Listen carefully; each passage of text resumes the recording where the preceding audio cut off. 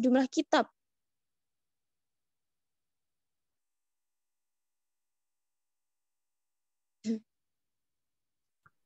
yaitu Al-Umdah, Al-Ahkam karya Abdul Ghani Al-Maqdisi, Al-Alfiyah fil Ulum Al-Hadis karya Al-Hafidz Al-Iraqi, Al-Hawi, As-Sa'i karya Al-Ghazwini.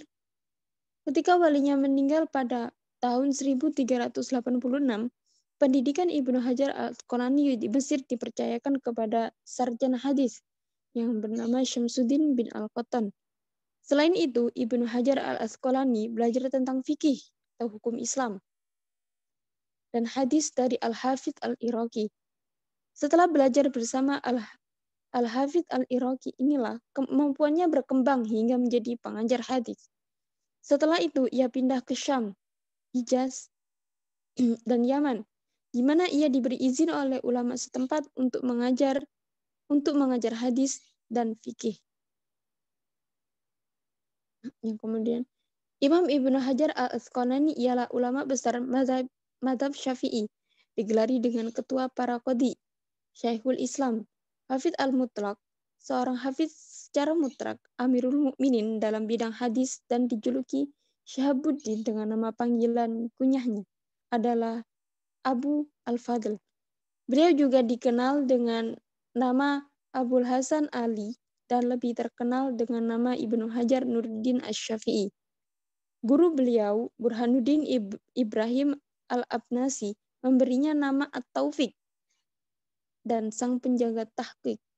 Tepat pada tahun 796 Hijriah bertepatan pada usia 23 tahun, ia mulai menulis kitab.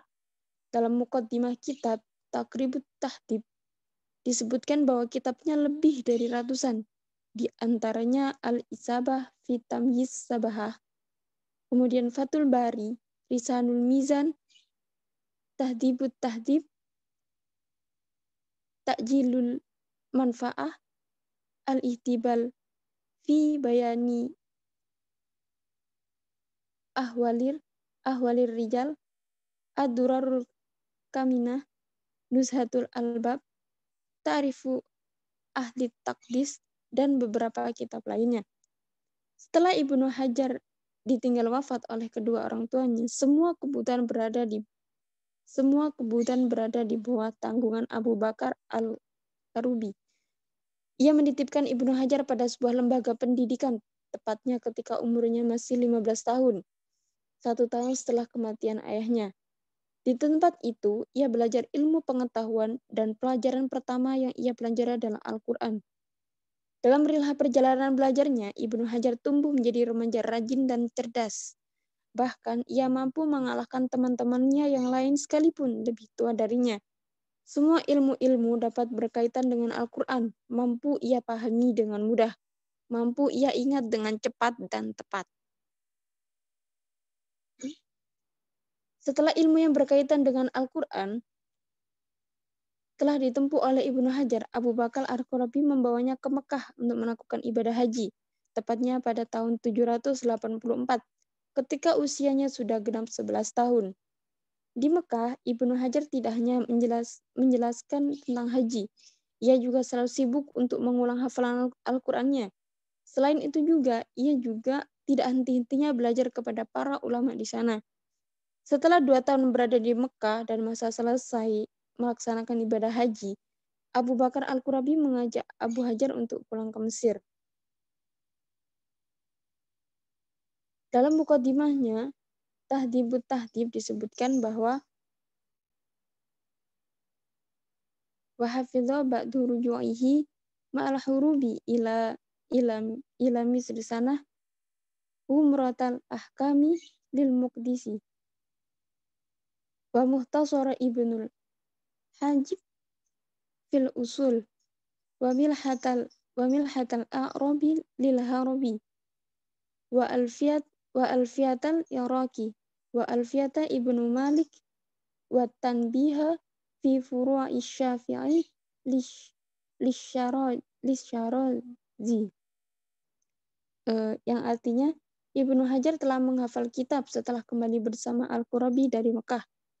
Kemudian ke Mesir pada tahun 786, yaitu kitab Umdatul Ahkam karangan Imam Al-Muqdisi, yang kemudian Muktasar karangan Imam Ibnul Hajib tentang usul fiqh, yang kemudian kitab Milhatul Arab karangan Imam Al-Harawi, yang kemudian Alfiyah karangan Imam Al-Iraqi, kemudian Alfiyah Ibnu Malik, dan kitab At-Tanbih yang menjelaskan cabang-cabang ilmu mazhab Syafi'iyah karya Imam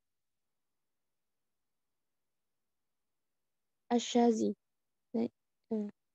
Ibnu Hajar Tadzibut Tadzib 1-3. Kemudian saya kembalikan kepada moderator.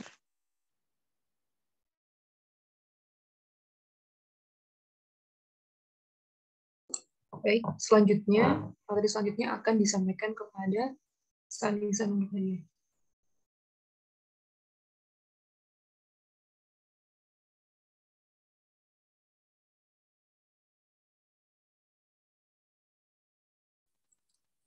Baik, terima kasih.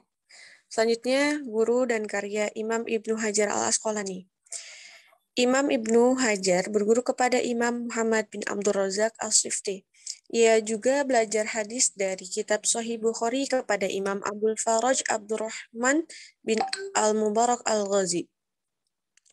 Ia juga berguru kepada Syekh Zainuddin al-Iraqi, Imam Syihab al-Khayuti dalam ilmu fikih, kepada Al-Iz bin Jamaah dalam ilmu etika atau adab, dan masih banyak guru lainnya.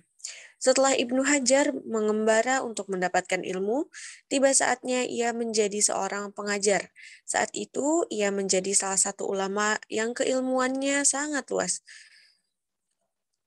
Gelarnya dalam studi keilmuan sangat banyak, diantaranya Al-Muhaddis, yaitu ahli hadis, Al-Faqih, ahli fikih, Al-Mufassir, ahli tafsir, Amirul Mukminin, pemimpin yang orang beriman.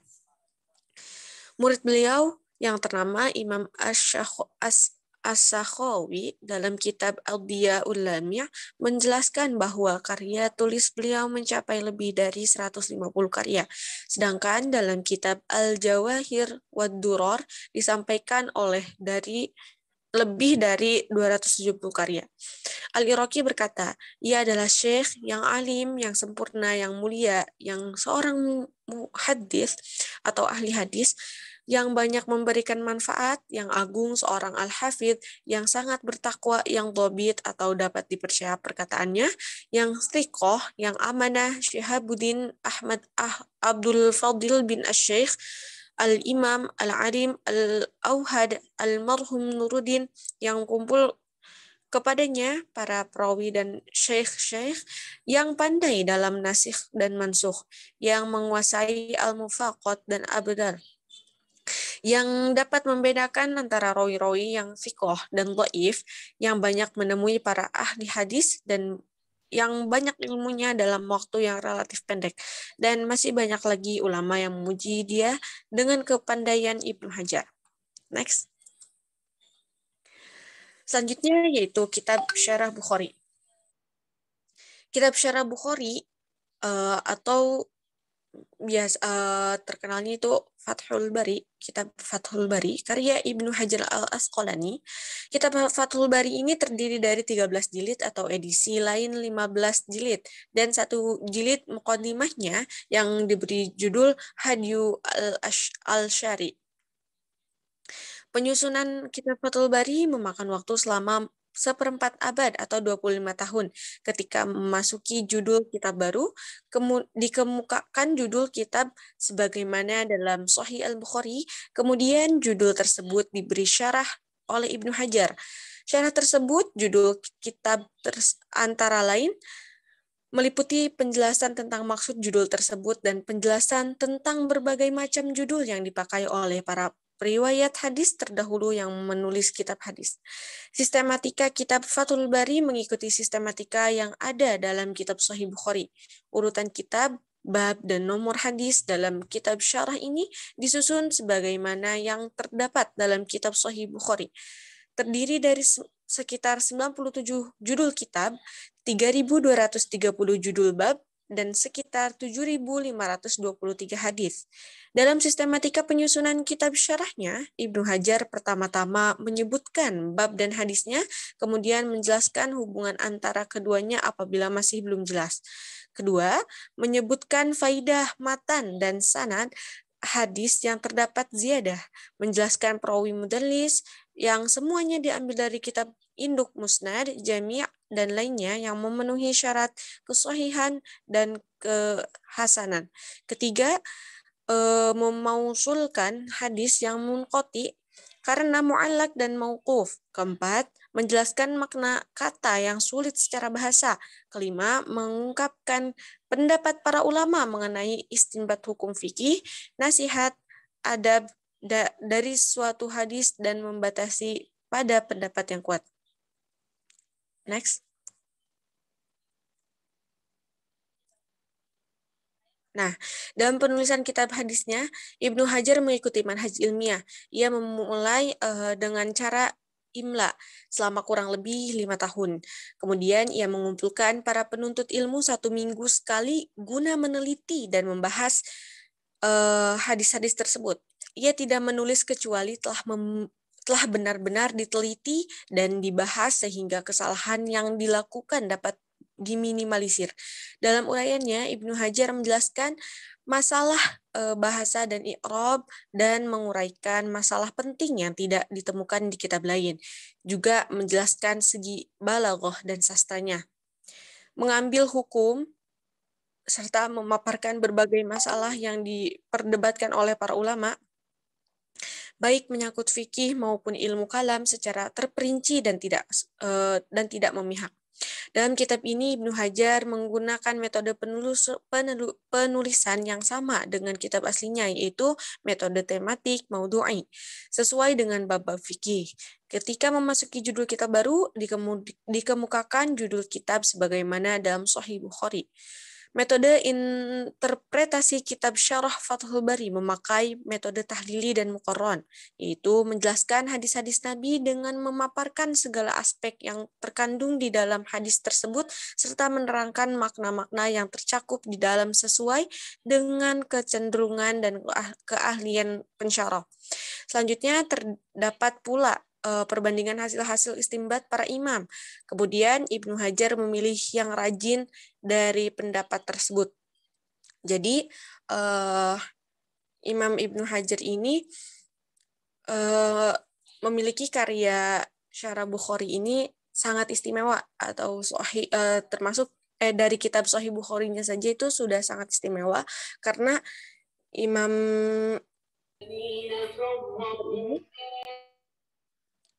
Ibnu Hajar ini menulis kitab ini tuh dengan setiap kali mau tulis hadisnya itu beliau tuh sholat istikharah dulu, terus kalinya udah nulis nggak beliau langsung cetak atau langsung disebarluaskan, tapi beliau langsung ke guru-gurunya dulu atau mengumpulkan masyayikh dan diteliti kembali dari mulai maknanya, dari mulai penulisannya, segala macamnya. Makanya kitab ini tuh sangat istimewa.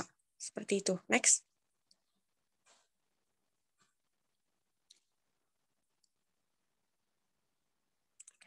Selanjutnya akan dilanjutkan oleh Salma.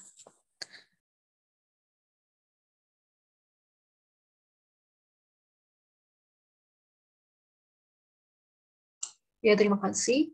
Selanjutnya saya akan memaparkan biografi tentang Imam An-Nawawi. Imam An-Nawawi mempunyai nama lengkap Abu Zakaria Yahya bin Syaraf bin Muri bin Hasan bin Husain bin Muhammad bin Jumu'ah bin Hizam al-Hizami An-Nawawi. Imam An-Nawawi lahir pada pertengahan bulan Muharram pada tahun 631 Hijriah di desa Nawa. Beliau tumbuh besar di daerah tersebut. Setelah menyelesaikan hafalan Al-Quran, Imam An-Nawawi hijrah ke Damaskus, ibu kota Suriah, ketika beliau umur 19 tahun, dan dia menetap di sana. Imam An-Nawawi meninggal dunia pada tanggal 24 Rajab pada tahun 676 Hijriah di desa kelahirannya, yaitu Nawa. Beliau dikebumikan di desa tersebut karena penyakit yang dideritanya. Imam An-Nawawi meninggal dunia ketika umur 45 tahun. Walaupun umur beliau itu relatif muda, tetapi tulisannya sangat luar biasa. Karyanya selalu dikaji sepanjang masa. Imam An-Nawawi merupakan ulama yang bermadhab Syafi'i. Terkenal karena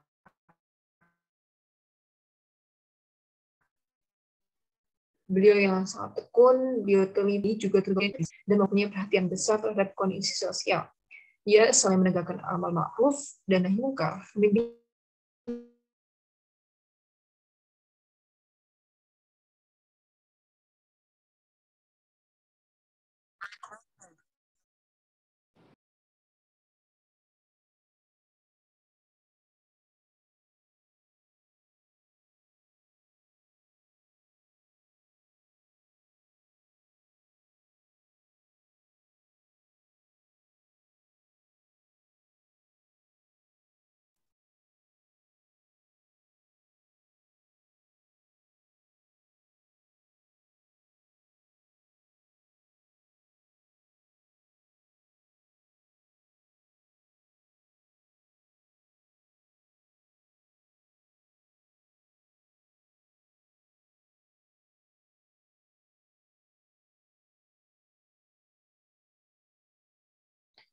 Mohon maaf teman-teman, Salma ada kendala sinyal. Saya lanjutkan ya.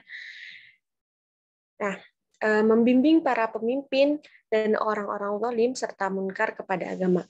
Nah, ulama yang terkenal kuat hafalannya tersebut melarang masyarakat Syam atau kini itu Syam itu menjadi Suriah ya, memakan buah-buahan yang nilainya syubhat atau hukumnya masih diragukan dan perselisihkan para ulama.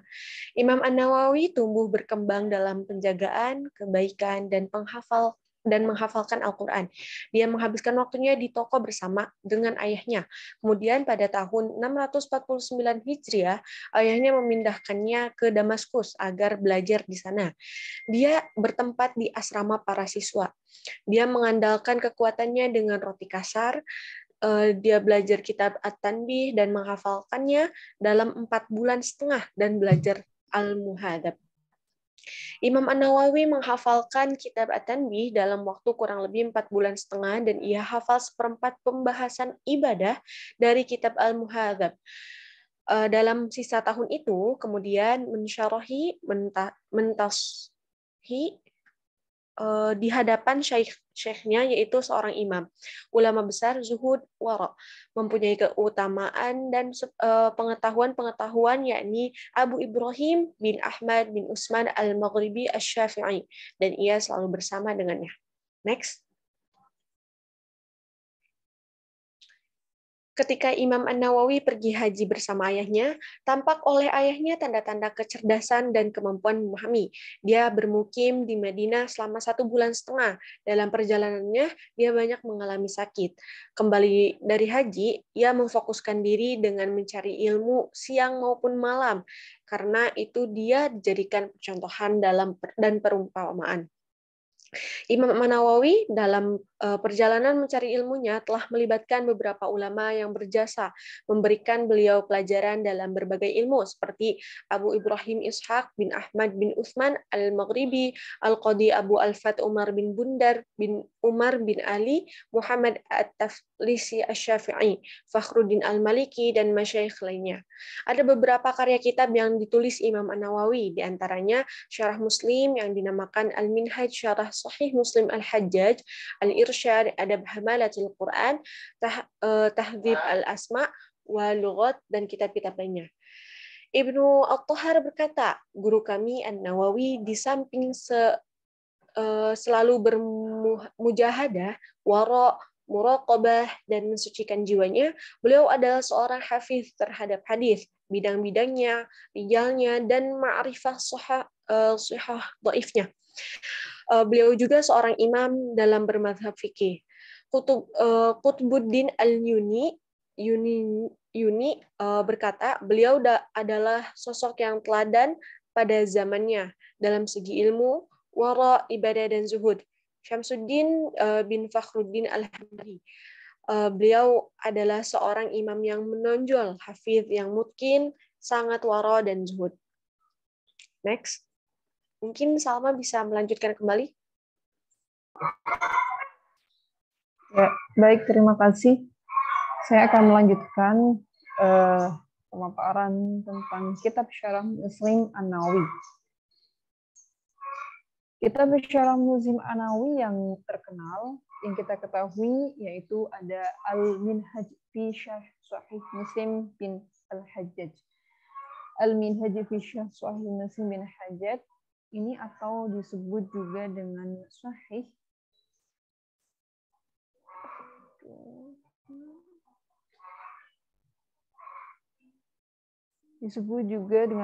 Muslim bin Syarah An-Nawawi. Kitab ini ditulis oleh Imam An-Nawawi. Ini adalah kitab yang menjelaskan kitab Sahih Muslim. Kitab syarah hadis ini bertujuan untuk menjelaskan maksud dan tujuan suatu hadis sebagai pendekatan diri kepada Allah, melihat fenomena sosial lebih mudah dan lebih gampang ditelaah. Dalam menyusun karyanya ini, Imam An-Nawawi selalu berkonsultasi dengan ulama-ulama besar lainnya. Sebelum naik cetak naskahnya terlebih dahulu dibaca oleh mereka, dilihat dari berbagai tempat kota penerbitan, dan seringnya mengalami cetak ulang, maka dapat dipastikan bahwa karya tulisnya cepat tersiar ke berbagai penjuru dunia sampai ke daerah Mesir dan Syria. Karena karyanya yang tersebar luas dengan menggunakan bahasa yang mudah dipahami dan padat isinya ini, nama Imam An-Nawawi Al-Bantani bahkan termasuk dalam kategori salah satu ulama besar pada abad 19 Masehi atau 14 Hijriah. Karena kemasyhurannya itu, dia mendapat gelar A'yan Ulama A'syar li al-Hijrah, Al-Imam Al-Mulaqiq wa Al-Fahamah Al-Mudaqiq, dan Sayyid Ulama Al-Hijjaj. Di dalam Al-Minhaj fi Syarh Sahih Muslim Ibnu Hajjaj tersebut terdapat 4.000 hadis sahih, 14 hadis mu'allaq, dan ada pula beberapa hadis marfu'. Jadi tidak semuanya sahih. Berikut ini contoh hadis yang disyarahkan Imam An-Nawawi dalam kitabnya, yaitu hadis yang terdapat pada Sahih Muslim 11 halaman 309, di mana hadis ini ditulis terlebih dahulu dalam kitab Syarah Muslim karya Imam Nawawi, lalu menjelaskan makna hadisnya. Next.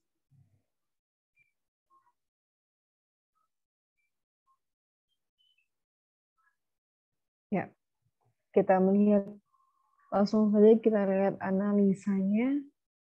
Jadi kitab Syarah Sahih Muslim ini, jika analisa ini mencakup beberapa hal. Yang pertama itu bahwa pembahasannya bersifat tematik atau maudu'i, atau berdasarkan tema-tema poinnya, sehingga memudahkan pembaca untuk mencari hadis sesuai dengan tema yang diinginkan. Dan sistematika seperti ini tidak ada di dalam Sahih Bukhari. Jadi lebih mudah ya untuk ditelaah daripada syarah Sahih Bukhari.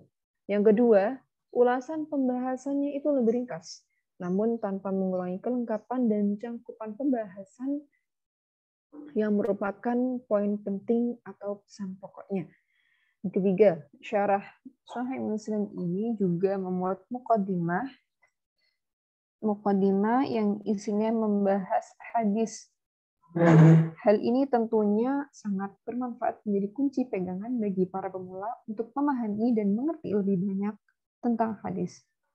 Syarah ini menjelaskan tentang ilmu, ada ibadah, akidah, fikih, akhlak, lughah, muamalah, ada nama-nama perawi juga, dan juga kompromi hadis yang terlihat bertentangan, dan juga dilengkapi dengan berbagai macam lain yang digunakan oleh berbagai mazhab. Di awal setiap kitab, Imam An-Nawawi menjelaskan pengertian tema kitab, ejaan, perbedaan ejaan, dan dampaknya, beberapa pendapat para ulama mengenai makna hadis, dan beberapa sanad yang berbeda. Contohnya, sebelum An-Nawawi menjelaskan hadis-hadis tentang taharah, dia menjelaskan dulu apa itu taharah, terus ejaannya bagaimana, lalu perbedaan makna yang timbul bila ejaannya berbeda bagaimana. Nah, setelah menjelaskan temanya, barulah kemudian dia menjelaskan makna hadis. Jadi setelah dia memperkenalkan apa itu tuharoh, dia memaparkan perbedaan maknanya, lalu baru dia menjelaskan makna yang terkandung. Berbagai pendapat ulama dalam memaknai hadis sangat banyak disebutkan oleh Imam An-Nawawi dalam menjelaskan hadis-hadis. Karena itu, sebagai pengamat kitab hadis menilai syarah An-Nawawi terhadap Sahih Muslim menggunakan metode muqaron atau perbandingan, karena didominasi oleh penjelasan Nawawi tentang pendapat-pendapat ulama seputar hadis. Next.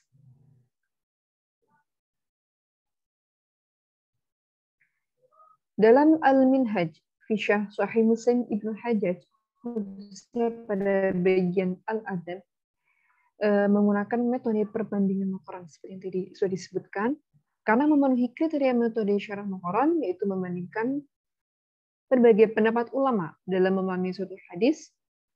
Di samping itu juga hampir setiap syarah atau penjelasan yang diuraikan oleh Imam An-Nawawi mengambil berbagai pendapat para ulama. Kemudian beliau memaparkan semua pendapat yang berbeda untuk memahami maksud suatu hadis tersebut. Adapun bagaimana kualitasnya? Jadi kualitas hadis-hadis syarah Muslim itu lebih mudah dan lebih mudah ditelaah. Seperti yang tadi sudah saya jelaskan bahwa sesuai dengan tema, dikelompokkan sesuai dengan tema.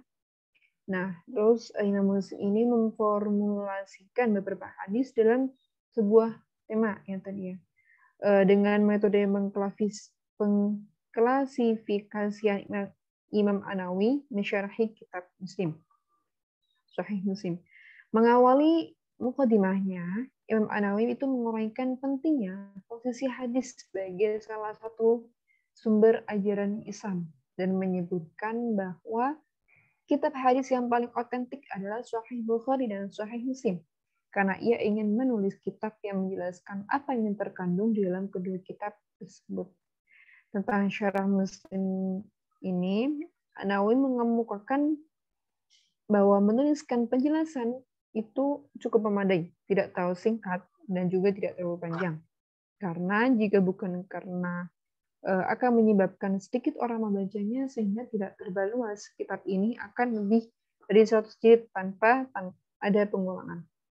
Abdul Abbas bin Farok mengatakan An-Nawawi telah berhasil meraih 3 tingkatan, yang mana satu tingkatannya saja jika orang berusaha untuk meraihnya itu sudah sangat sulit. Tingkatan pertama yaitu ada ilmu yang dalam dan luas, terus tingkatan kedua zuhud, tingkatan ketiga keberanian dan kepiawaiannya dalam beramar ma'ruf nahi munkar. Next. Ya, kesimpulannya adalah Ibnu Hajar Al-Asqalani bernama Ahmad bin Ali bin Muhammad bin Ali bin Mahmud bin Ahmad bin Hajar Al-Kannani Al-Asqalani Al-Misri, yang dikenal dengan nama Ibnu Hajar. Lahir pada 18 Februari 1372 di Mesir. Beliau adalah seorang ulama besar mazhab Syafi'i dan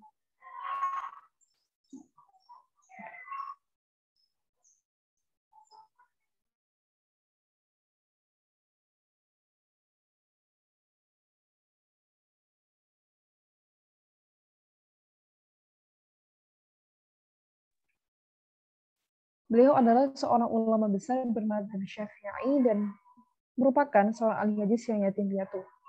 Al-Hafidz Ibnu Hajar telah menghabiskan waktunya untuk menuntut ilmu dan menyebarkannya dengan lisan, amalan, dan tulisan.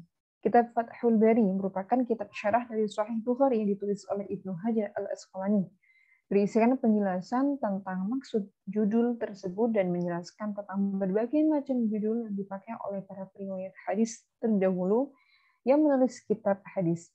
Sistematika kitab Fathul Bari mengikuti sistematika yang ada dalam kitab Sahih Bukhari. Metode interpretasi kitab syarah Fathul Bari memakai metode tahlili dan muqaran. Imam An-Nawawi mempunyai nama lengkap Abu Zakaria Yahya bin Syaraf bin Muri bin Hasan bin Husain bin Muhammad bin Jum'ah bin Hizam Al-Hizami An-Nawawi. Beliau lahir pada pertengahan bulan Muharram tahun 631 Hijriah di desa Nawah. Beliau tumbuh besar di sana, lalu hijrah ke Damaskus ketika umur 19 tahun.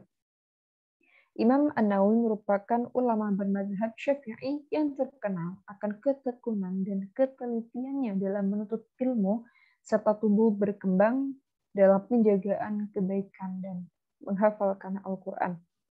Kitab Syarah Muslim Al-Minhaj fi Syarh Sahih Muslim bin Hajjaj atau populer disebut dengan Sahih Muslim bin Syarah bin An-Nawawi ditulis oleh Imam An-Nawawi yang menjelaskan kitab Sahih Muslim. Di dalam Al-Manhaj fi Syarh Sahih Muslim bin Al-Hajjaj tersebut terdapat 4.000 hadis sahih, ada 14 hadis mu'allaq dan ada pula beberapa hadis marfu'.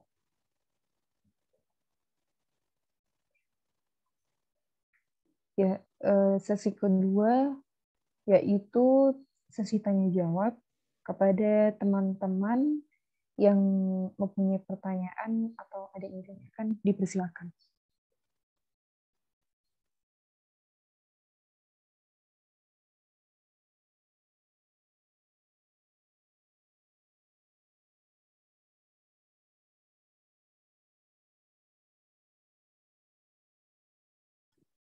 Saya mau bertanya, mau makalah. Imam Nawawi itu kan besar ya, tapi kenapa beliau bujang? Padahal tahu kalau sudah Rasul itu di antara mereka. Apa alasannya? Terima kasih.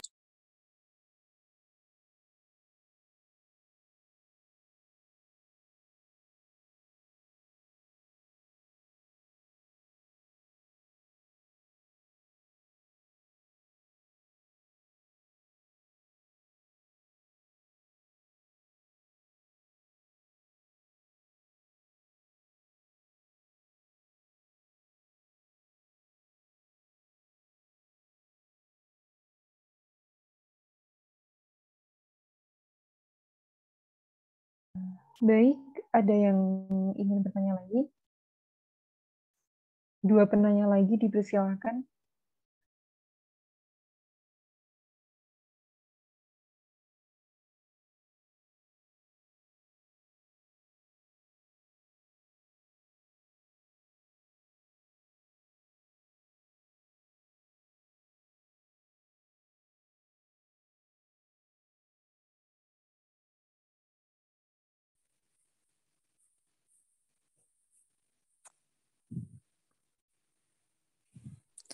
Saya ingin bertanya.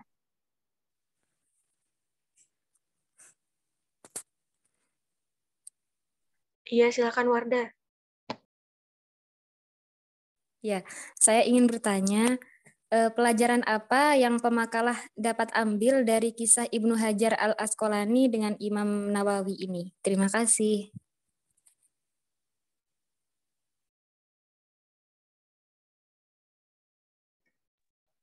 Saya mau bertanya, gimana kalau ditemuin hadis yang disebutkan berulang dalam kitab tersebut? Apakah itu disengaja atau bagaimana? Terima kasih.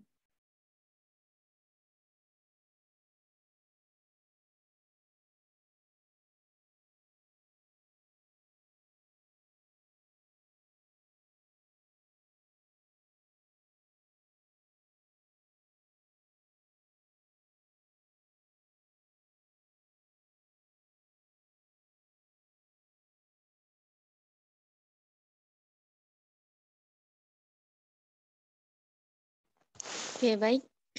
Saya mau menjawab dari pertanyaan Devka Azkia. Jadi kenapa Imam Nawawi itu dalam hidupnya beliau membujang gitu. Ya seperti yang udah dijelaskan tadi bahwa Imam Nawawi yang ulama tersohor yang bermadzhab Imam Syafi'i itu, beliau itu punya kitab yang punya karya yang banyak banget gitu, dan karyanya bisa lebih dari 40 karya gitu. karya ilmiah yang terkenal gitu. Nah, kenapa beliau lebih memilih hidup membujang gitu? Karena baginya memiliki istri itu tidak lebih berarti dibandingkan ngaji, terus belajar, dan belajar.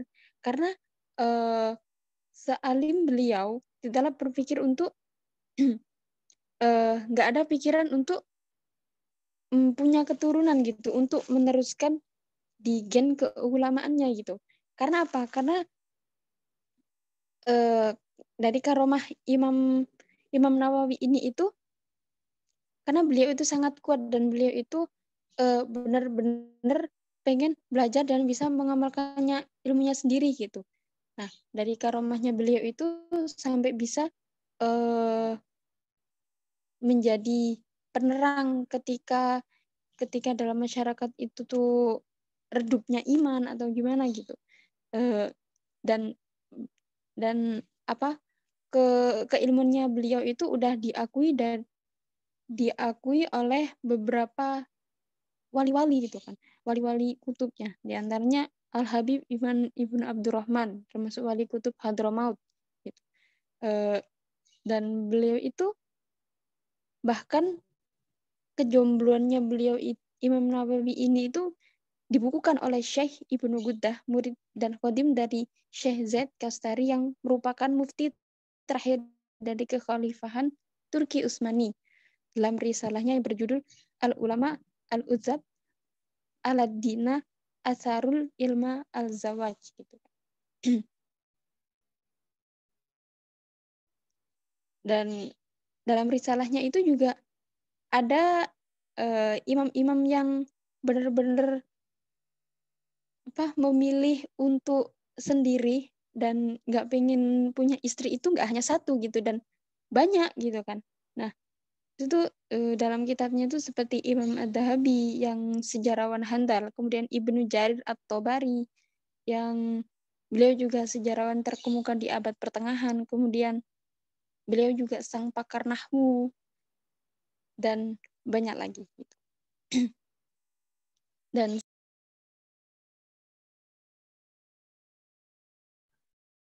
saya mau coba menjawab dari pertanyaan Safina, bagaimana jika ditemukan hadis yang berulang, yang disebutkan berulang dalam kitab tersebut. Nah, di sini tuh Imam Ibnu Hajar sendiri yang mengatakan bahwasanya apabila ada matan hadis disebutkan berulang pada bab tertentu dan tidak terdapat pada bab terdahulu, maka Ibnu Hajar akan menjelaskan hikmah pengulangan dari hadis tersebut tanpa mengulang penjelasannya, kecuali jika terjadi perbedaan pada lafal dan maknanya, maka dijelaskan pada kalimat yang berbeda saja. Jadi lebih disimpelkan lagi gitu loh pembahasannya. Tapi nggak dihapuskan karena diambil hikmah dari setiap hadis-hadisnya gitu. Namun apabila terdapat pengulangan pada bab yang lain, maka Ibnu Hajar akan meningkat penjelasannya. Seperti itu.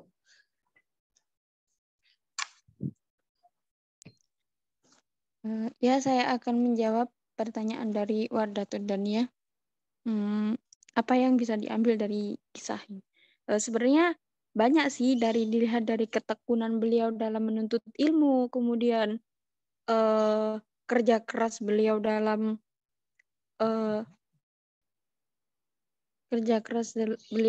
belajar, yang kemudian kayak greget banget untuk menulis karangan karya-karya yang lebih dari puluhan gitu, bahkan sampai terkenal di kemuka gitu kan.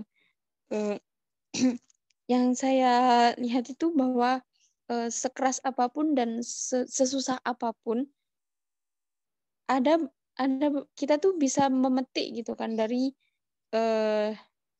kegregetan beliau. Nah, dari beliau yang benar-benar belajar sesusah apapun itu, kalau benar-benar ikhlas dan tekun, insya Allah itu tuh bakalan diridhoi Allah gitu. Pokoknya beliau itu benar-benar menghormati gurunya, kemudian minta keridhaan gurunya, dan nggak sampai mencaci gurunya gitu kan. Dan beliau itu nggak pernah yang namanya berputus asa atau menyerah gitu kan. Dan beliau pun tahu gitu kalau kegagalan itu tuh hal yang biasa gitu kan. Dan kalau udah gagal bisa ada kesempatan untuk bangkit lagi, dan itu adalah suatu hal yang luar biasa gitu kan. Dan itu juga penting sih bagi kita semua. Saya kira pelajaran yang bisa diambil gitu sih. Syukran.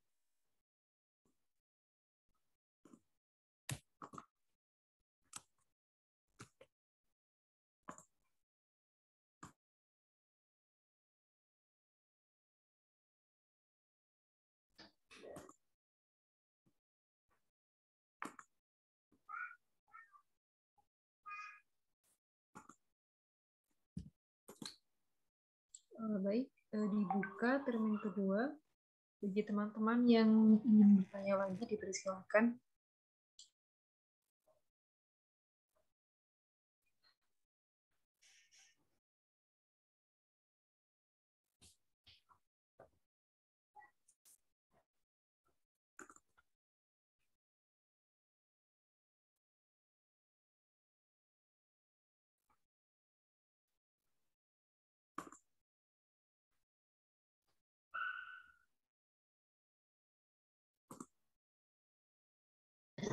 Saya izin bertanya, bagaimana langkah-langkah Imam Bukhari ini mensyarahkan kitab hadis sahihnya?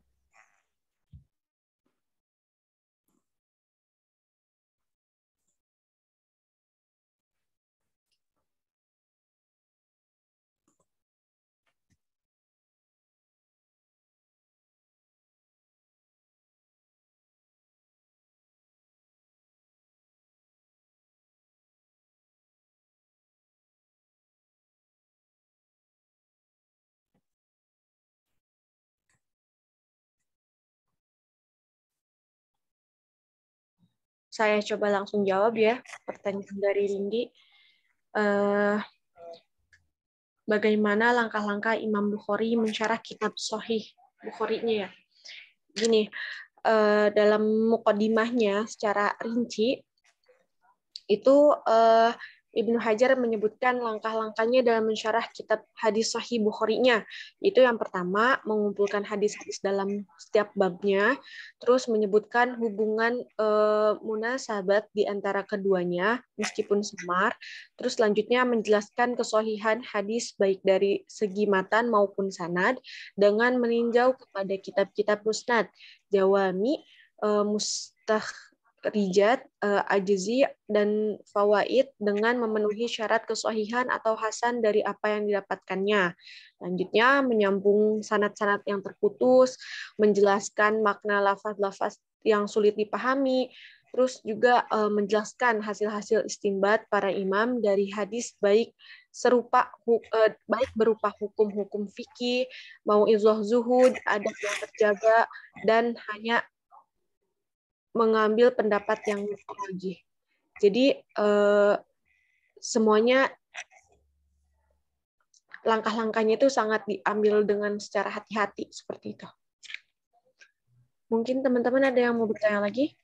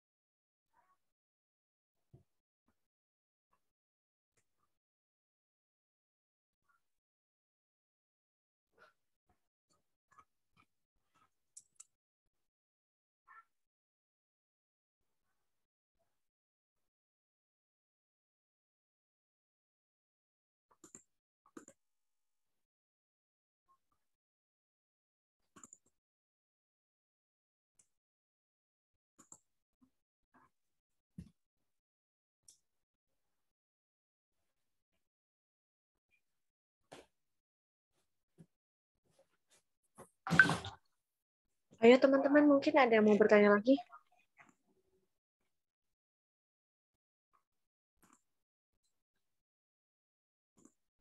Saya masuk ya.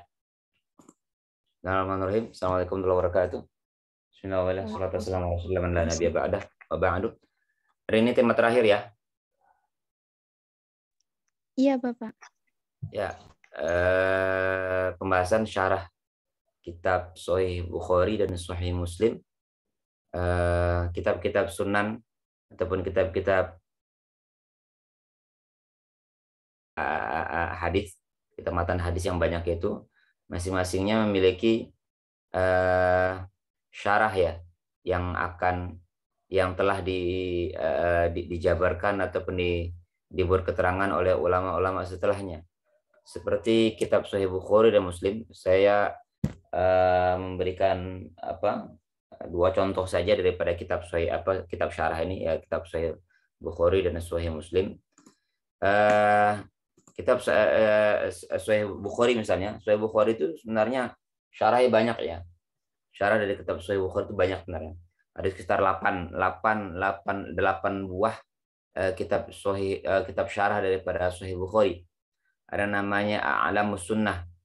A'lamus Sunnah itu ditulis oleh Al-Khattabi tahun 388.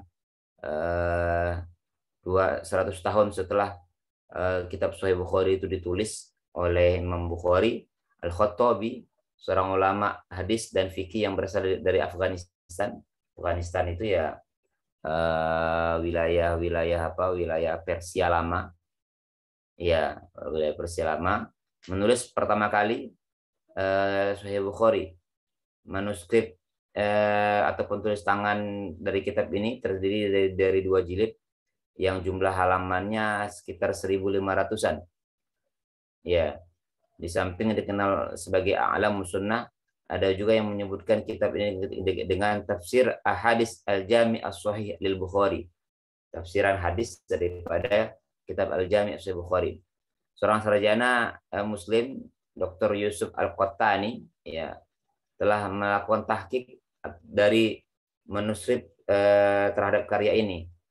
Karenanya, ya, karena termasuk karya langka, beliau bisa mendapatkan manuskrip A'lamus Sunnah ini dengan bantuan beberapa ulama Afghanistan.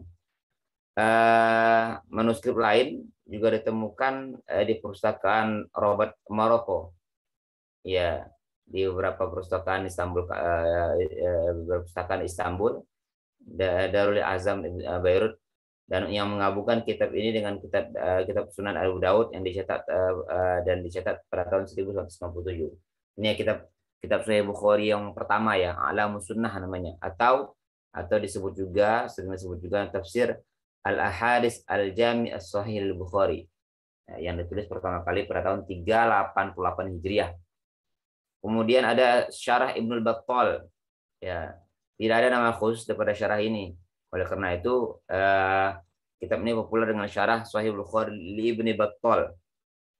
Ya, yang Abu Tamim Yasir bin Ibrahim, muhakkik dari kitab ini, menyebutkan bahwa syarah Ibnu Battal termasuk syarah Bukhari awal, yang karena diketahui juga bahwa Ibnu Battal itu wafat tahun 429, ya, setidaknya syarah Ibnu Battal ini ditulis mungkin hampir berbarengan dengan kitabnya A'lamus Sunnah karya Al-Khattabi tadi. Ibnu Battal memiliki pendapat dari para ulama yang jarang disampaikan atau jarang dikemukakan. Seperti Ibnu Jarir At-Tabari, ada Ibnu Munziri, Ismail bin Ishaq, Ibnu Al-Qissar. Beliau juga menyebutkan asar daripada sahabat tabi'in dalam menafsirkan ayat dan hadis dalam Sahih Bukhari. Yang menyampaikan asar-asar dari tabi'in dalam menerangkan atau mensyarahkan hadis-hadis dalam Sahih Bukhari. Juga menyebutkan pendapat para salaf dalam masalah khilaf, serta menyebutkan pendapat yang beliau rajihkan. Akan tetapi tidak bisa dipungkiri bahwa beliau banyak mengambil pendapat Imam Malik dan mazhab Maliki karena beliau sendiri adalah pengikut daripada mazhab Maliki. Ya. Kemudian ada Kawakibud Durri yang ditulis pada tahun 786 Hijriah oleh Al-Kirmani. Ya. Kalau A'lamus Sunnah ditulis oleh Khattabi tahun 388, ya, tahun 388. Kemudian Qawaqibud Durari ditulis tahun 99, kira-kira tahun 400-an lah, karena Ibnu Battal sendiri wafat pada tahun 449. Kemudian ada namanya tadi siapa namanya? Qawaqibud Durari. Tadi Ibnu Battal dari Qawaqibud Durari yang ditulis 786 oleh Al-Kirmani.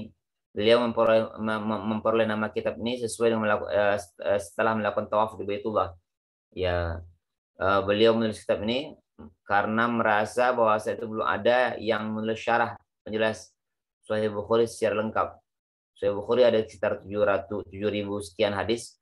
Ya, beliau menganggap bahwa belum ada syarah daripada kitab Sahih Bukhari yang lengkap, sehingga dia menulis kitabnya, dan alasan-alasan penulisan kitab ini beliau sampaikan di muqaddimah kitabnya.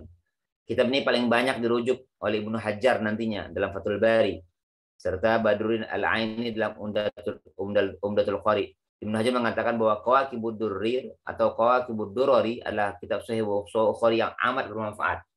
Kitab ini terdiri dari 75 jilid yang kemudian dijadikan jadi 7 jilid oleh penerbit Mesir atau At-Tab'ah Al-Misriyah, ya, yang mana nanti disederhanakan menjadi tulisan menjadi 7 jilid. Seperti beberapa kitab syarah lainnya, Qawaqibud Durari menjelaskan judul, para perawi serta makna daripada matan ataupun isi riwayat hadis, juga mengemukakan masalah fikihnya serta masalah-masalah furu'iyah. Di samping memuji kitab ini, Ibnu Hajar juga mengkritisi Imam Al-Kirmani, ya, atau Imam Al-Karmani, ya, yang hanya menukil dari buku, bukan dari para ulama dan para guru. Ya. Yang ke-9, Fathul Bari, yang ditulis oleh Ibnu Hajar Al-Asqalani tahun 852, ya, ulama abad 9 Hijriah, ya. Penulisan kitab muqaddimahnya bersama dengan Hadis Sari. Penulisan muqaddimah bernama bersamaan dengan nama Hadis Syari yang memakan waktu 55 tahun. Beliau memutuskan, ya, kalau Hadis Syari itu membutuhkan waktu 5 tahun, sedangkan Al-Fathul Bari itu membutuhkan waktu 25 tahun untuk menyelesaikan bukunya. Ya, muqaddimah saja 5 tahun, ya, maaf. Muqaddimah saja 5 tahun. Dan menyelesaikannya seluruh buku 25 tahun. Ini kitab, makanya kitab Fathul Bari yang dikarang oleh Ibnu Hajar Al-Asqalani, ya, itu kitab yang terlengkap dan paling penting ini dalam masalah syarah kitab Sahih Bukhari. Kitab ini mendapat kritikan Badruddin Al-Aini, muhandis yang hidup semasa Ibnu Hajar Al-Asqalani.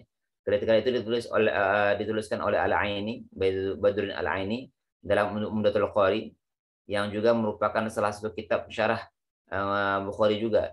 Akan tetapi kritikan tersebut dijawab oleh Ibnu Hajar Al-Asqalani dalam kitab Al-Istishaf ala Ata'in Al-Aini. Fathul Bari adalah syarah Bukhari yang paling banyak dikenal dan dirujuk oleh para penuntut ilmu Islam karena keterangannya jelas sekali dan lengkap sekali, ya. Maka tidak heranlah jika kitab ini dijuluki sebagai Qamus As-Sunnah atau alias Qamus Sunnah. Dalam kitab Sahih Bukhari, Ibnu Hajar di samping menjelaskan makna-makna al-hadis, beliau juga menjelaskan makna bab asbabul wurud, kesimpulan daripada hadis, serta khilaf para ulama dari masalah hukum yang berhubungan dengan hadis-hadis yang berada dalam kitab Sahih Bukhari. Tidak hanya sampai di situ, juga Imam Ibnu Hajar Al-Asqalani juga menghukumi derajat hadis-hadis yang berada di kitab lain yang serupa yang memiliki hubungan dengan hadis dalam kitab Sahih Bukhari. Jadi kitab keempat dari syarah Sahih Bukhari itu adalah Fathul Bari, ya. Ada Umdatul Qari. Kalau Fathul Bari 855, kalau Umdatul Qari itu 855. Ya, beda 3 tahun, ya, penulisannya. Ulama dari mazhab Hanafi, kalau Fathul Bari itu dari mazhab Syafi'i, ya. Ditulis oleh Badruddin Al-Aini, ulama dari mazhab Hanafi, yang memiliki hubungan amat dekat dengan Ibnu Hajar Al-Asqalani. Iya. Dalam Umdatul Qari, Al-Aini mengkritisi Fathul Bari. Beliau juga mengutamakan Umdatul Qari dibandingkan syarah-syarah kitab hadis Bukhari sebelumnya. Dalam Umdatul Qari, Badrun Al-Aini mengkritisi atau mengkritik khutbahnya Ibnu Hajar dalam Muqaddimah Fathul Bari, dan hal itu telah dijawab oleh beliau dalam Intiqadul I'tirad yang beliau yang belum sempat beliau sempurnakan karena meninggal. Tetapi para ulama menilai bahwa jawaban Ibnu Hajar terhadap kritikan tersebut amat kuat juga. Secara fisik kitab ini besar ya dan tebal jika dibandingkan Ibnu Fathul Bari. Walaupun begitu, beberapa kalangan menilai bahwa Umdatul Qari juga banyak merujuk dari Fathul Bari. Ya, Udhri Al-Aini mengkritisi Fathul Bari, tapi ulama melihatnya Umdatul Qari lebih justru banyak dirujuk ya, banyak merujuk atau banyak merujuk pendapatnya ataupun tulisannya dari Fathul Bari. Oleh karena itu, Syekh Zahid Al-Kausari, ulama dari Daulah Utsmaniyah yang bermadzhab Syafi'i, juga berpendapat bahwa Umdatul Qari ya lebih lengkap daripada Fathul Bari. Ya, ada At-Tawsi' 'ala Al-Jami' As-Shahih. Ya, syarah Sahih Bukhari juga yang ditulis oleh Imam As-Suyuti, ya ulama abad ke-10 Hijriah. Imam As-Suyuti yang punya kitab Ulumul Quran, Az-Zarkashi ya. Bukan. Al-Itqan fi Ulumul Quran karangan As-Suyuti, salah seorang hafid hadis di era akhir.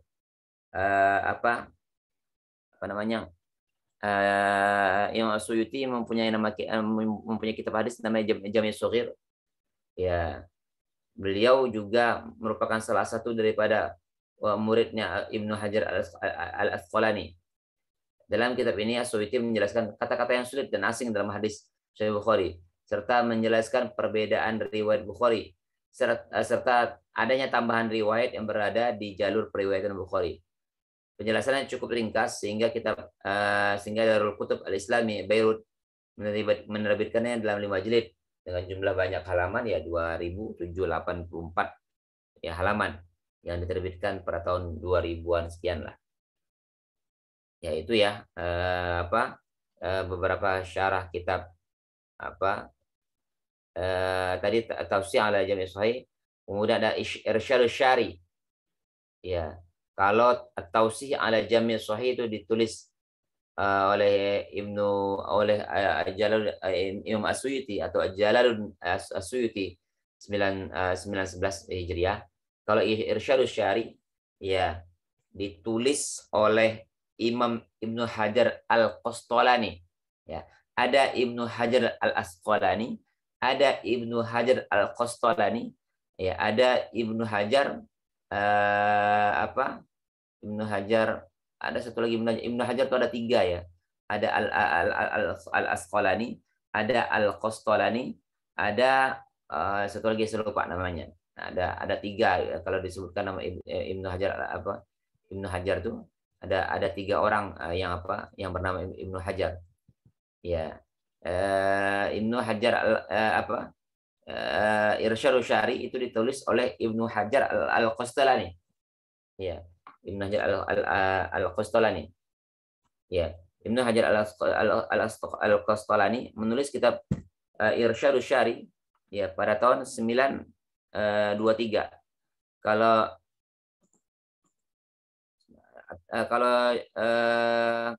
Tawsi' 'ala Jami' Sahih 911, Irsyadus Syari ya 923.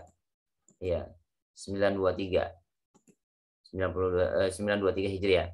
Irsyadus Syari merupakan rujukan dalam bidang fikih hadis, di mana penulis menjelaskan sanad dan matan, termasuk menjelaskan juga kosakata serta hukum yang bisa diambil dari hadis yang merujuk kepada ulama dan para fuqaha.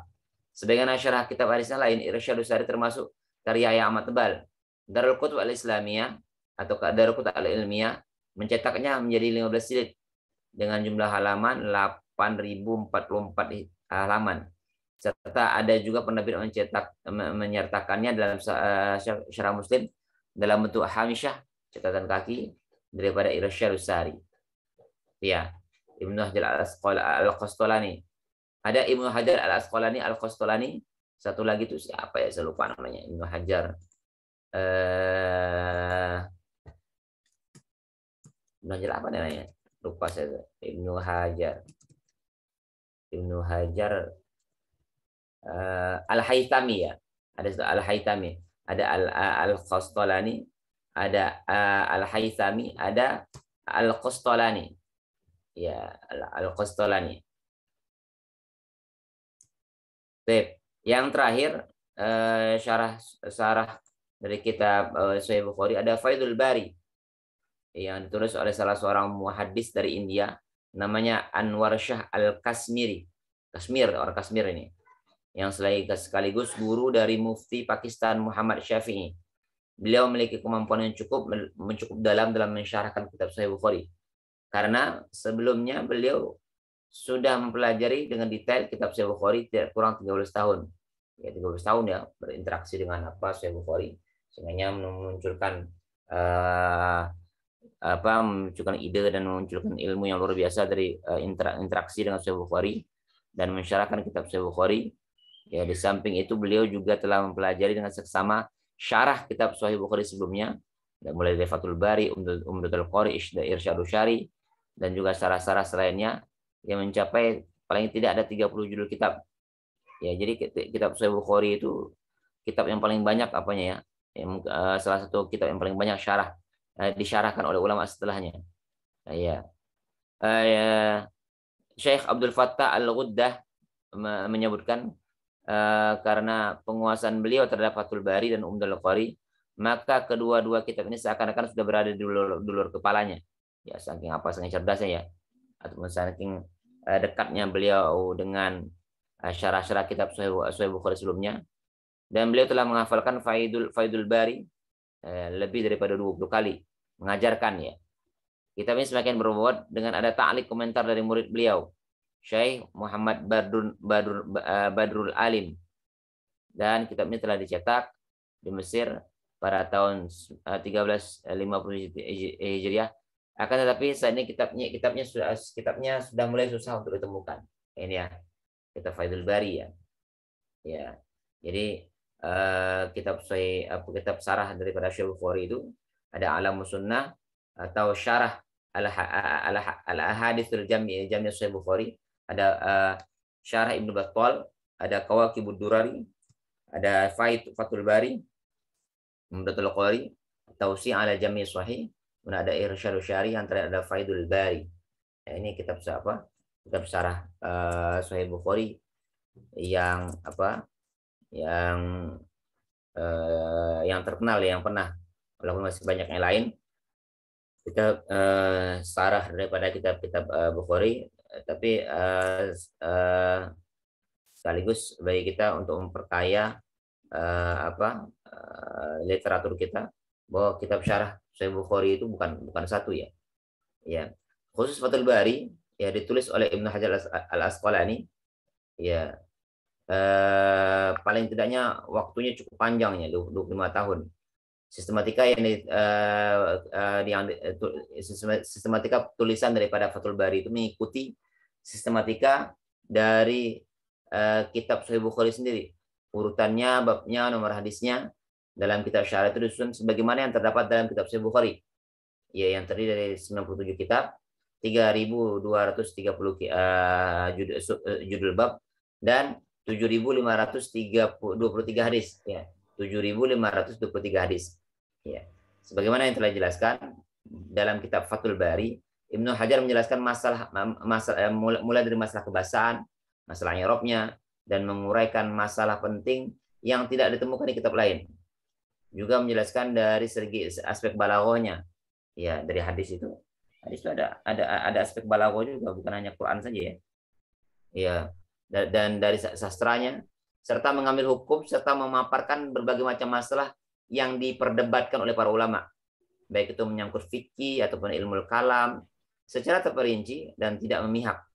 Dan di samping itu juga beliau juga mengumpulkan seluruh sanad hadis serta menelitinya, serta juga menerangkan tingkatan kesohihan dan kedaifan sebuah hadis ataupun seorang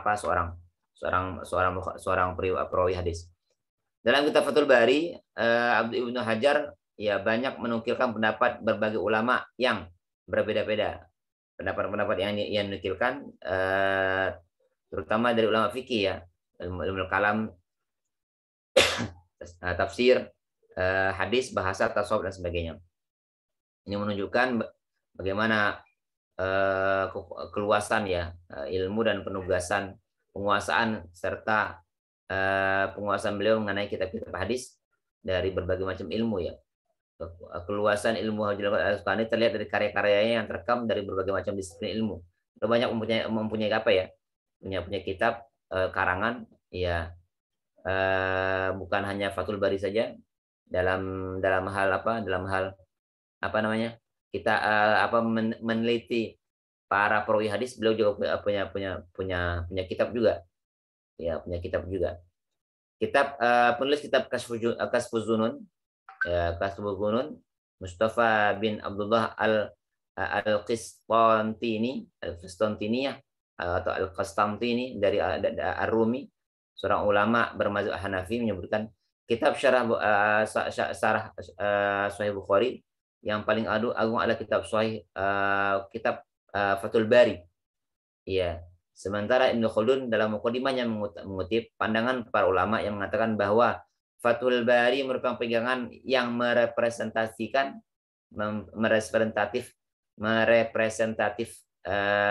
ataupun yang paling representatif bagi umat Islam dalam menjalankan agamanya.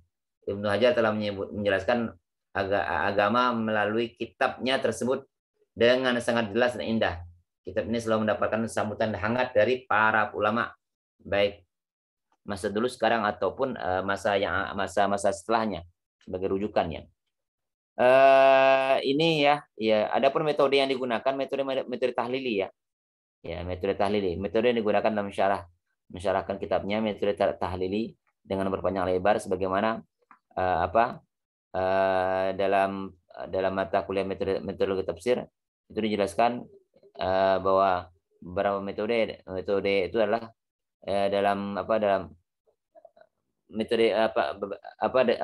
metode dalam menafsir Al-Qur'an itu ya, ada metode tahlili, ada metode ijmali, ada metode muqarron, ada metode maudu'i. Nah, kitab Sahih Bukhari kitab syarah kitab syarah Sahih Bukhari yang diberikan nama Fathul Bari yang ditulis oleh Ibnu Hajar Al-Asqalani kan menggunakan metode tahlili. Iya.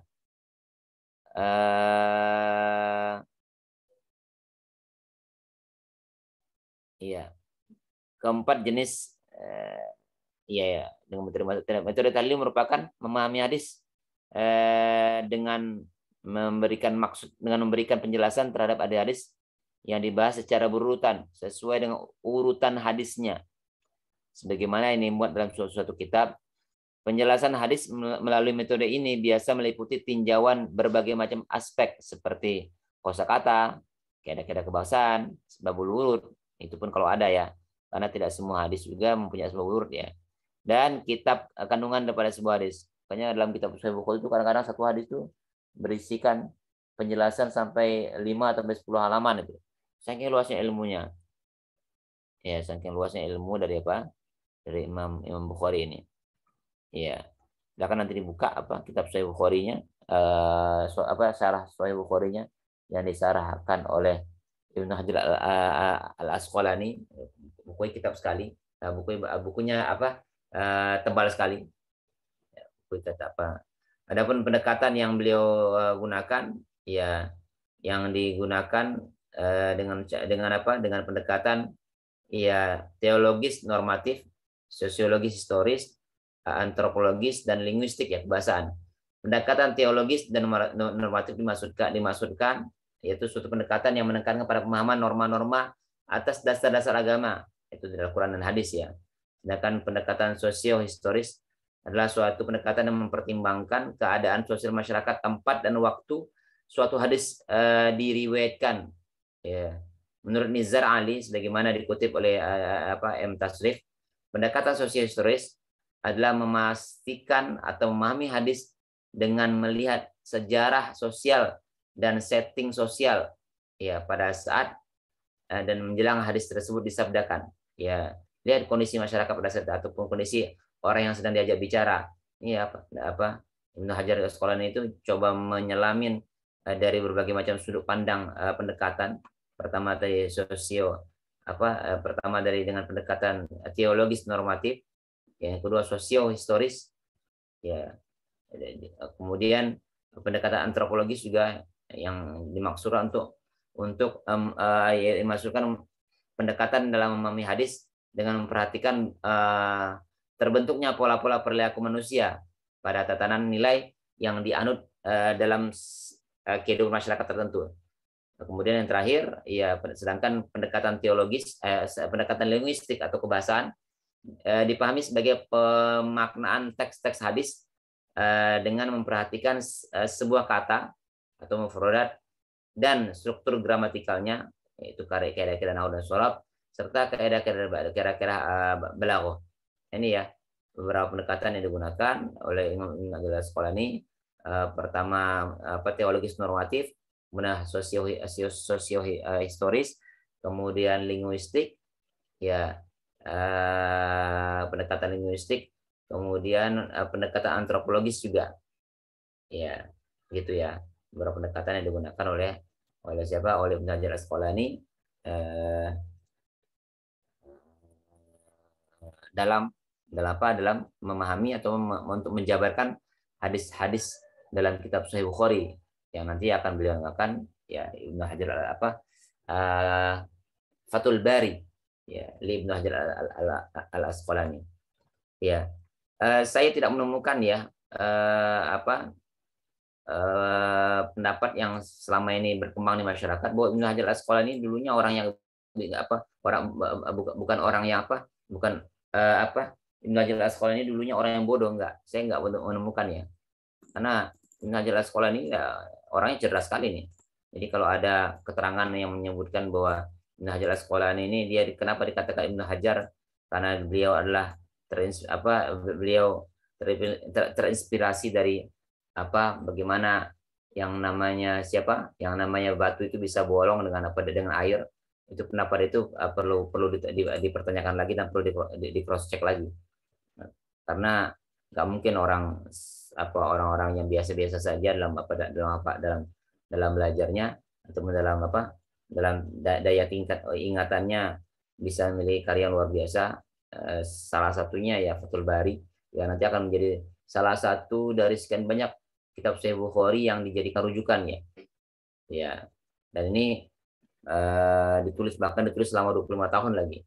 Ya, kalau kalian baca kitab Sahih Bukhari yang disyaratkan oleh Ibnu Hajar Al-Asqalani itu kitab lengkap sekali. Ya, jadi kalau ada mungkin berpendapat mengatakan bahwa Ibnu Hajar Al-Asqalani dulu pernah kesulitan dalam belajar. Mungkin Ibnu Hajar yang lain mungkin. Bukan Ibnu Hajar yang ini. Tapi ya. Kemudian kitab syarah Sahih Muslim. Ya.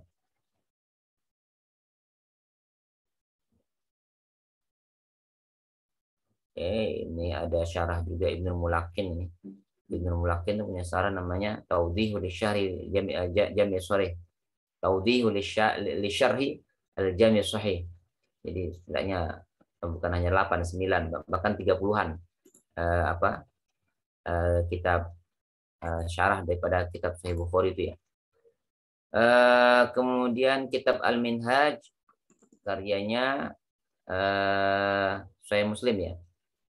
Ya, nama formalnya ya kitab Al-Minhaj. Lengkapnya Al-Minhaj Syahrus Sahih Muslim Ibnu Hajar li Ibni Hajjaj. Li Ibni Hajjaj. Hanya saja masyarakat lebih kenal dengan namanya Syarah An-Nawawi Al-Muslim.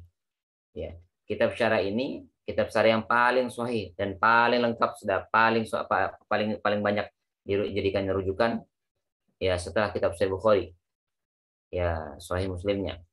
Ini saya dari sekian banyak kitab syarah Sahih Muslim, Syarah An-Nawawi ini yang paling populer dan paling banyak manfaatnya dan paling lengkap juga.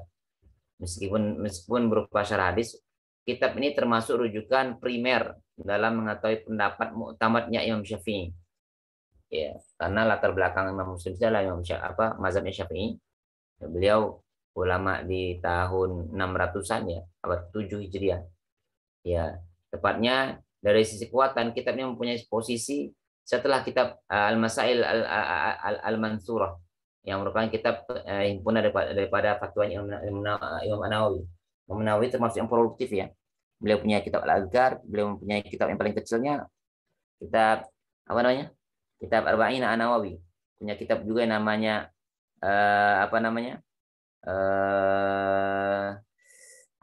saya lupa itu kitabnya, kitab beliau yang paling banyak digunakan ya. Kitab beliau ini paling banyak digunakan di seluruh dunia, di masjid-masjid, dan banyak dikaji ya. Apa nama kitabnya saya lupa. Masya Allah, subhanallah. Ya, salah satunya ada nama beliau punya kitab namanya juga Syarah Al-Muhadzab. Itu tebal sekali itu dalam mazhab Syafi'i. Ya, karenanya kitab Al-Minhaj ini ya juga banyak menjelaskan secara detail tentang pendapat yang muktamad dari aspek fikih hadisnya. Ya, dalam mukadimah kitab ini An-Nawawi mengawali dan dengan mengingatkan betapa aktivitas belajar dalam bentuk ilmu itu adalah salah di antara cara belajar dan mendekatkan diri kepada Allah yang paling afdal.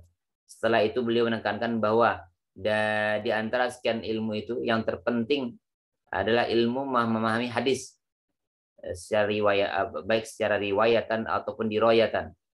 Ya, kajian hadis semakin penting karena sebagian besar hukum digali dan dijelaskan dari hadis. Karenanya mayoritas ayat-ayat hukum bersifat mujmal, global, dan tidak terperinci. Ya, bagi mujtahid, ya, baik itu qadhi ataupun mufti, mempelajari hukum, hadis-hadis hukum adalah syarat mutlak yang tidak bisa tidak dilakukan, harus dan tidak bisa ditinggalkan ya. Nabi mengatakan bahwa kitab hadis yang paling sahih kitab yang paling sahih di antara semua kitab secara mutlak hanyalah 2 kitab, Sahih Bukhari dan Sahih Muslim. Oleh karena itu menjadi wajar jika kedua kitab ini mendapat perhatian serius untuk disyarahkan. Sahih Bukhari An-Nawawi sedang dalam proses penulisan syarahnya saat menulis mukadimah Al-Minhaj ini. Ya, beliau berharap Allah memberikan pertolongan untuk menyempurnakannya. Untuk Sahih Muslim, setelah beristikharah, Nawawi berniat membuat syarah bersifat mutawasid, pertengahan, tidak terlalu panjang dan membosankan dan tidak terlalu juga singkat ya. Sehingga tidak juga singkat, yang mana kalau dibuat singkat akan merusak kemaknaannya. Ya. Kitab ini ya kitab yang kitab Sahih Muslim yang ditulis syarahnya oleh Imam Nawawi ini dipuji sendiri ya, kitab Sahih Muslim ini dipuji sendiri oleh Imam Nawawi sebagai kitab yang paling hebat ya, paling bagus setelah kitabnya Sahih Bukhari. Dalam menjelaskan ya, menjelaskannya setelah menjelaskan mukadimahnya, karena di mukadimah Sahih Muslim itu sendiri kan sudah banyak sekali hadis-hadisnya. Beliau menjelaskan semuanya. Nah, kemudian baru masuk kepada pembahasan pokoknya dalam membuat judul-judul bab sebelum memulai syarah suatu hadis. Ya, dalam menyusun kitabnya, beliau pertama membuat judul-judul bab dulu sebelum memulai syarah suatu hadis. Sebagian peneliti menyimpulkan bahwa penulisan judul dalam syarah Imam An-Nawawi diadopsi dari bab judul dari cetakan Sahih Muslim sendiri. Hal itu dikarenakan manuskrip asli Sahih Muslim tidak didapati judul-judul bab pada kumpulan hadis tersebut. Oleh karena itu, hal ini menunjukkan judul-judul bab itu dibuat oleh ulama-ulama sudah Imam Muslim. Ya, kalau kita temukan judul-judul tertentu daripada kitab yang ada dalam Sahih Bukhari, Sahih Muslim itu ditulis oleh ulama-ulama sesudahnya, sudah Imam Muslim. Dan Imam Muslim kan lahir tahun 204 Hijriah ya. Ya, sedangkan Imam Bukhari 195 atau 194 Hijriah. Nah, Sahih Muslim itu pada awalnya tidak dapati judul-judul dalam babnya. Kemudian oleh ulama setelahnya baru dibuatkan judul, termasuk oleh Imam An-Nawawi sendiri. Imam An-Nawawi sendiri yang memberikan penamaan judul bab dari kitab Sahih Muslim. Setelah An-Nawawi menjelaskan makna hadis, dalam penjelasan makna itu, ya, An-Nawawi akan menjelaskan makna lafadz yang diperkirakan perlu dijelaskan. Mana yang perlu dijelaskan akan dijelaskan oleh An-Nawawi, mana yang sudah populer, sudah jelas, ya tidak dijelaskan lagi oleh beliau. Menjelaskan nama perawinya, melakukan dob lafadz, ya, menjelaskan nama-nama orang-orang yang populer dengan kunyahnya. Kemudian menjelaskan mayoritas perawinya, menjelaskan nama-nama yang mubham, ya ini ke dalam apa kan? Karena dalam kitab Sahih Muslim itu ada nama-nama yang tidak disebutkan. Contoh misalnya anna rajulan. Siapa itu rajulan itu? Ya kan mubham, enggak jelas siapa orangnya. Ya, menjelaskan hal-hal yang terkait dengan perawi yang jarang dibahas, serta menjelaskan dobat nama mukhtalaf, serta hal-hal yang terkait dengan sanad matan. Jika ada dalam hadis nama orang atau lafadz yang berulang, maka An-Nawawi memberikan syarah luas dan detail pada lokasi pertama ditemukan. Selanjutnya di lokasi lain beliau hanya memberikan nota catatan kaki bahwa hal ini telah dibahas di sebelumnya, gitu ya. Kalau ada nama yang berulang-ulang, beliau akan menjelaskan di lokasi pertama ditemukan. Ya. Jika babnya terlalu jauh, maka An-Nawawi biasanya tidak menyebutkan bab, di bab apa, tapi hanya memberikan isyarat bahwa hal tersebut sudah dibahas sebelumnya. Nah, ini ya. Ya, dan banyak lagi, silakan nanti dibuka lagi, dibuka kitab Sahih Muslimnya, syarah Sahih Muslimnya, karena kitab syarah Sahih Muslim dengan judul Al-Minhaj karyanya Imam An-Nawawi ini kitab yang termasuk yang paling penting, ya, yang terpenting dalam mensyarah kutub kitab hadis-hadis dalam kitab dalam Sahih Bukhari, ya, Sahih Muslim, dalam hasil Sahih Muslim. Mungkin itu. Ada pertanyaan lagi, silakan.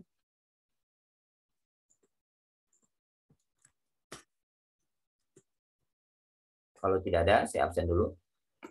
Tolong semuanya dilengkapin, ya, pembahasan sebelumnya, dilengkapin,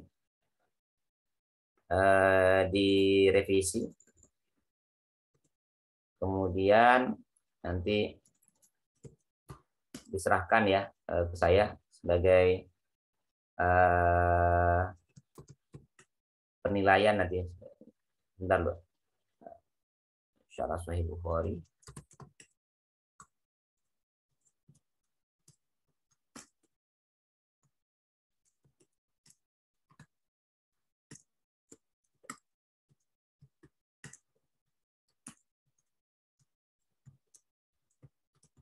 Oke. Saya absen dulu.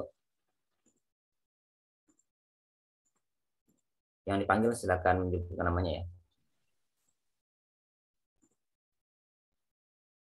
Anissa Salsabila. Anissa Salsabila. Nggak ada. Fajriyah Silla. Halo? Ada orangnya nggak? Fajriyah Silla? Nggak ada. Pak, Kak Fajriyah keluar masuk, Pak. Nadira ada? Nadira ada? Ada. Nahdiyah Nurul Islami ada? Hadir, Pak. Rifka Azkia Ali Rusdi ada? Ada, Bapak. Rindi? Hadir, Pak. Rindi Rinjaini? Hadir, Pak. Rizky Rahmatika Azhara? Hadir, Pak. Sabina Salsabila? Hadir, Pak. Safana Az-Zahra? Hadir, Bapak. Sakinatul Husna? Hadir, Bapak. Salma Aldira? Hadir, Pak. Sarifah Sirgar?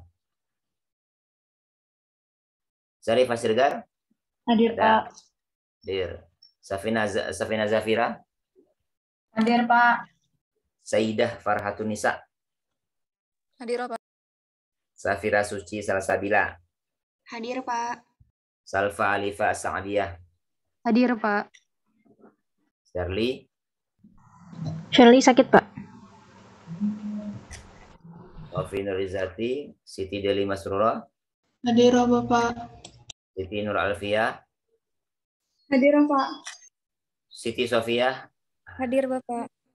Siti Soliha. Hadir, Bapak. Syarah Syaroni. Syarah Syaroni. Hadir, Pak. Siti Salsa. Hadir, Bapak. Roqayyah. Hadir, Pak. Suartika. Hadir, Pak. Sulfiana. Sulfiana. Nggak ada. Syarifah Amini. Hadir, Bapak. Syifa Nurin Nisa. Hadi. Hadir, Bapak. Syifa Tanzila. Hadir, Bapak. Tazkiyatun Nufus. Tazkiyatun Nufus. Nggak ada. Oke. Tengku Miftahul Jannah. Hadir, Pak. Tiara Rizka. Hadir, Pak. Iwi Alawiyah. Hadir, Pak. Tri Nur Cahyani Sri Sari Tanjung. Hadir, Pak. Yas. Hadir, Pak. Ukhti Lutfiah. Hadir, Bapak. Umnia Nisrina. Hadir, Bapak. Rafa. Hadir, Bapak. Wardatul Dania. Hadir, Bapak. Salma Kamila. Nggak ada. Salma Kamila. Hadir, Bapak. Salma Kamila Putri. Hadir, Bapak. Ulia. Hadir, Pak. Ulia ada? Hadir, Pak. Oke. Bapak, mohon maaf, Pak. Tadi Kak Fajriah itu keluar masuk, tapi udah sempat masuk jaringan.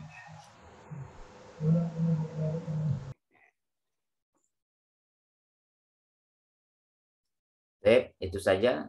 Tolong diperbaikin ya. Saya tunggu perbaikannya 2 minggu dari sekarang. Ya, saya mengambil nilai perbaikan, nilai UTS dari perbaikan aja. Atau kalian mau apa? Mau UTS kalian? Tulis lisan ya, tulisan apa UTS-nya? Gimana? Perbaikan saja, Bapak. Perbaikan saja, Bapak. Gimana Ulia? Foto kelas? Perbaikan aja, Pak. Sofi gimana? Perbaikan aja, Pak. Buat Ulia katanya dia mau apa? Mau lisan katanya. Oke. Nanti Ulia sama teman-teman lain nanti lisan ya. Pusing deh Ulia, kepala dia. Perbaikan aja, Pak. Perbaikan. Enak banget ya. Perbaikannya. Oke. Kalau gitu tolong diperbaikin semaksimal mungkin. Ya, diperbaikin tulisannya, rujukannya, ya, footnote-nya tolong diperbaikin. Ya, kalau bisa biografinya ataupun merujuk langsung, bukan kalau bisa ya harus bisa merujuk kepada kitabnya langsung. Cek kitabnya di mukadimah masing-masing kitab itu kan yang sudah saya tunjukkan kemarin kan dalam kitab perkuliahan kemarin itu beberapa saya tunjukkan beberapa keterangan dalam mukadimah kitabnya. Nah, itu dilengkapin. Nanti tolong nanti dikumpulkan semuanya ke saya nanti ya. Berupa file dalam bentuk Word, bukan PDF, harus Word. Oke ya, paham? Baik, nggak jawab ya. Baik. Kalau nggak jawab berarti Paham, Bapak, insya Allah.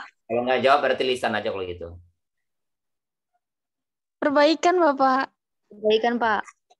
Yang menyatakan perbaikan cuma 3 orang, yang lainnya berarti lisan berarti. Perbaikan, Bapak. Bapak. Perbaikan itu, Pak. Enak banget ya. Nilai UTS dari perbaikan enak banget ya. Oke, saya tunggu 2 minggu dari sekarang ya. Baik, Bapak. Oke, Itu saja. Ini pertemuan terakhir karena memang sengaja saya saya majukan semuanya dari pertemuan 3 pertemuan kemarin sebelumnya agar nggak mengganggu waktu Ramadan, dan insya Allah pada Ramadan ya UAS ya kuliah Sofi UAS setelah Ramadan kan? Iya Pak. Ya silakan dipersiapkan nanti. Terima kasih, semoga kita dapat banyak mengambil dapat ilmu dari pertemuan di 1 semester ini. Itu saja, kalau ada yang sedikit yang tidak berkenan ya sama-sama maafkan. Tutup baca hamdalah ya. Alhamdulillahirabbil alamin. Assalamualaikum warahmatullahi wabarakatuh.